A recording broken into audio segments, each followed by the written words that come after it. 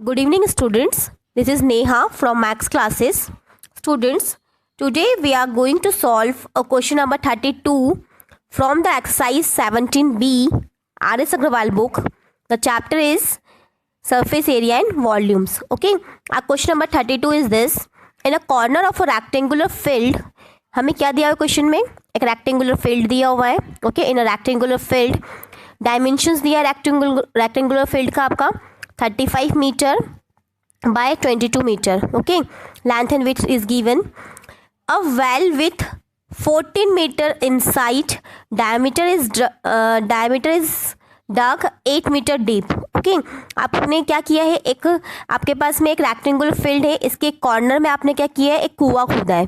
Okay, ये कुआं आपने यहाँ पे डग किया और ये कुएं की जो डेप्थ है वो डेप्थ कितनी है आपकी 8 मीटर. कुएं की डेप्थ है 8 मीटर और कुएं का जो डायमीटर है, जो वेल का डायमीटर है वो कितना दिया हुआ है आपको 14 मीटर दिया हुआ है. 14 मीटर. ओके, एक रेक्टेंगुलर फील्ड है, इसके कॉर्नर में आपने एक कुआं खोदा है. उस कुएं का जो डेप्थ है वो आपका 8 मीटर है और उस कुएं का जो डायमीटर है वो आपका 14 मीटर है. इतना क्वेश्चन में हम अभी रीड कर चुके हैं. अब हमें फाइंड आउट क्या करना है, हम ये रीड करते हैं. The earth dug out is spread evenly over the remaining part of the field. The earth dug out that means जो हमने कुआं खोदा है उससे क्या होगा, कुछ मिट्टी निकली होगी. तो जो मिट्टी निकली है ना, जो मिट्टी निकली है उसे हमने अर्थ डग आउट बोला है. ओके, अर्थ मतलब कि मिट्टी.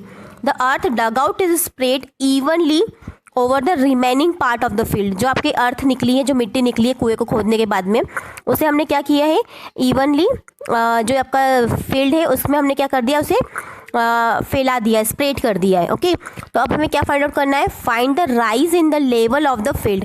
हमें rise in the level of the field इस क्वेश्चन में हमें फाइंड आउट करना है. ओके, तो हम देखते हैं इस क्वेश्चन को किस तरीके से सॉल्व करेंगे. हमारे पास में लेंथ ऑफ द फील्ड है 35 मीटर, जो कि मैं आपको बता चुकी हूँ डायग्राम में 35 metre. Width of the field आपको 22 मीटर दिया हुआ है. ओके, ये भी मैं आपको एक्सप्लेन कर चुकी हूँ. जो डेप्थ ऑफ द वेल है वो 8 मीटर है और रेडियस ऑफ द फील्ड है वो आपकी 7 मीटर है. सो हम यहाँ पे स्टूडेंट्स एज्यूम कर लेते हैं कि let the rise in the level of the field be H. Actually में हो क्या रहा है कि हमने जो रेक्टेंगुलर फील्ड में जो कुआं बनाया था, उस कुएं से जो मिट्टी निकली थी हमने उसको क्या किया था, उसके फील्ड में ही आसपास क्या कर दिया, उसको बिछा दिया था, उसको आसपास स्प्रेड कर दिया था कुएं के आसपास.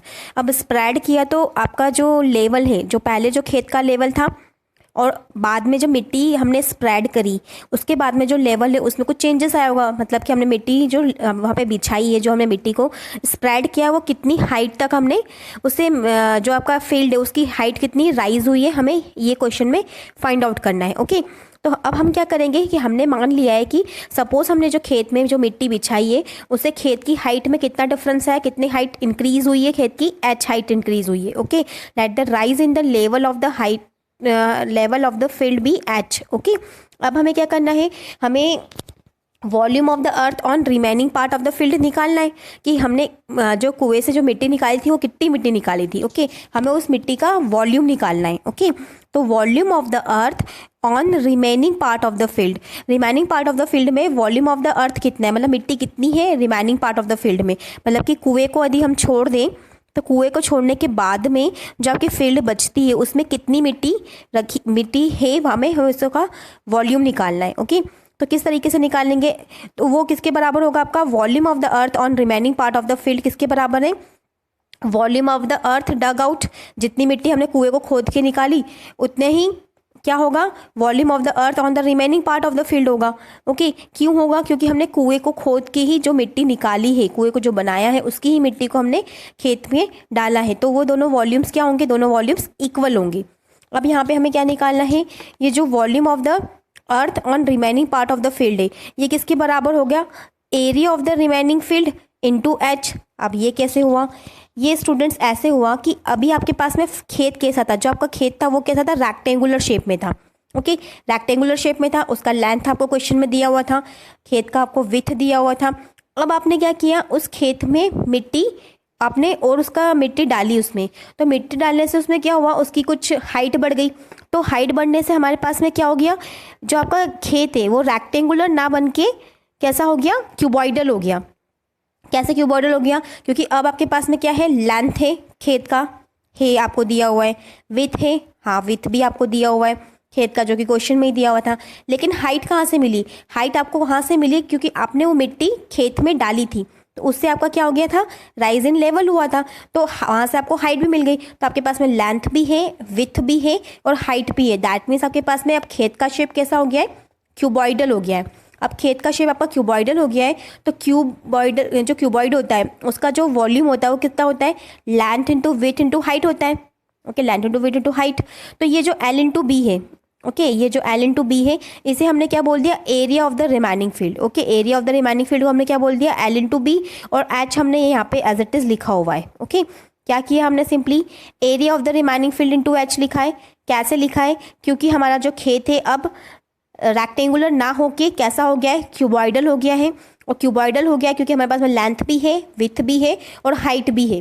ओके, तो हमने इसे किस तरीके से लिख दिया है, area of the remaining field into height is equals to, हमने क्या बोल दिया है, वॉल्यूम ऑफ द वेल।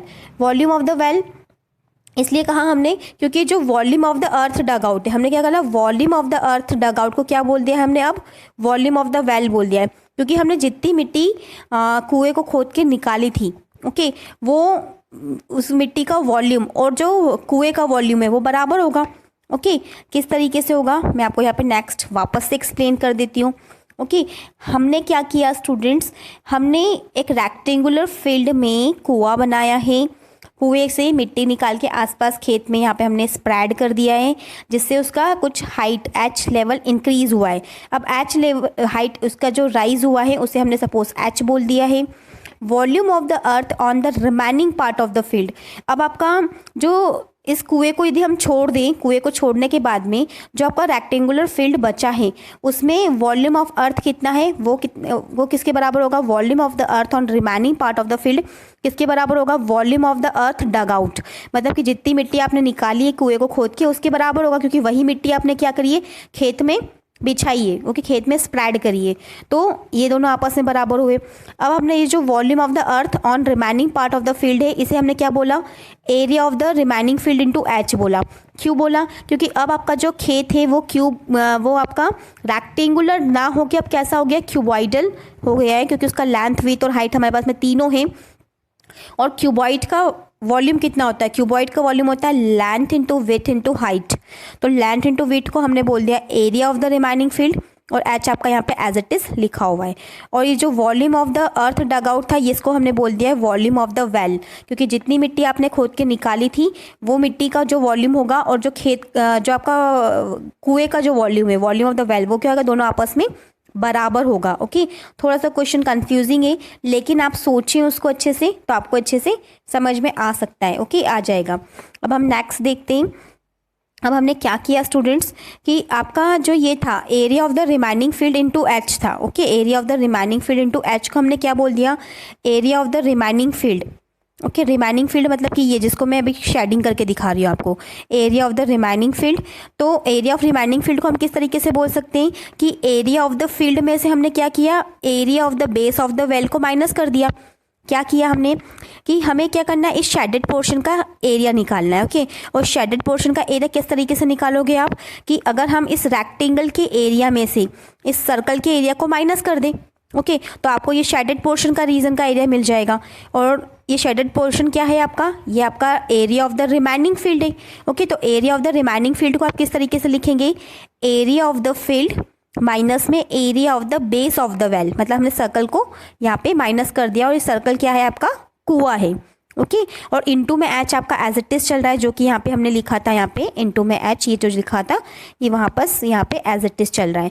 और ये जो आपका ये था वॉल्यूम ऑफ द वेल, ये जो वॉल्यूम ऑफ द वेल था, अब वेल आपका किस शेप में होगा स्टूडेंट्स, सिलेंड्रिकल शेप में होगा।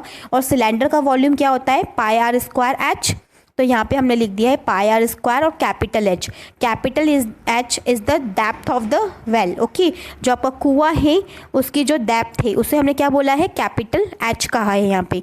ओके, अब हमने क्या किया स्टूडेंट्स, ये एरिया ऑफ द फील्ड था, इसे हमने लिख दिया length into with. Area of the base of the well लिखा, बेस ऑफ द वेल कैसा है आपका, सर्क्यूलर है, तो सर्क्यूलर है तो यहाँ पे हमने लिख दिया pi R square, capital R square use किया, capital R is the radius of the well. Okay, radius of the well, जो कुआ है उसका जो रेडियस है उसे हमने कैपिटल आर कहा है। सो एल बी माइनस में पाई आर स्क्वायर और इनटू में ये एच है आपके पास में, और ये pi capital R square H आपका एज इट इज चल रहा है यहाँ पे। ओके, यहाँ पे हमने लेंथ और विथ का वैल्यू रख दिया, ये स्टार्टिंग में आपको मैं बता चुकी हूँ लेंथ और विथ क्या थी आपकी, ये एल था, ये बी था, कैपिटल एच कैपिटल आर, ये सब मैं आपको एक्सप्लेन कर चुकी थी। ओके, तो यहाँ पे हमने एल बी का वैल्यू रख दिया 22/7, पाई का वैल्यू रखा, कैपिटल आर का वैल्यू 7 रख दिया यहाँ पे, और इनटू में एच एज इट इज चल रहा है। यहाँ पे भी पाई 22/7 है, आर स्क्वायर की वैल्यू रख दी, और ये कैपिटल एच आपका जो डेप्थ ऑफ द वेल था वो कितना था, 8 मीटर्स था। ओके, 8 मीटर्स था। तो यहाँ से आपका क्या होगा, आप इसको जब कैलकुलेट करें 7 से, यहाँ पे 7 कट करवा दें, और 35 × 22 करेंगे तो आपको मिलेगा 770, और 22 × 7 करेंगे तो आपको मिलेगा 154। इंटू में एच आपका चल ही रहा है, ये 7 से यहाँ पे 7 कट करें, और 22, 7 और 8 को मल्टीप्लाई करेंगे तो आपको मिलेगा 1232।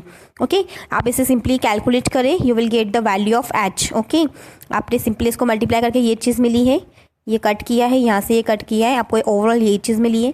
यहाँ से आप एच का वैल्यू इजीली कैलकुलेट कर सकते हैं। एच विल बी, इन दोनों सब्ट्रैक्शन करें 616 इंटू एच, और ये तो आपको 1232 डिवाइडेड बाय 616 करेंगे तो H comes out to be 2 metre. Okay, 2 metre का आपका क्या हो जाएगा, हाइट ऑफ द हाइट हो जाएगा, जो कि क्या है, rise in the level of the field है। ओके, जो आपका खेत था, खेत में आपने जो मिट्टी बिछाई थी, तो मिट्टी से खेत की जो हाइट में चेंजेस आया था वो कितने मीटर का चेंजेस आता है, 2 मीटर का चेंजेस आया था।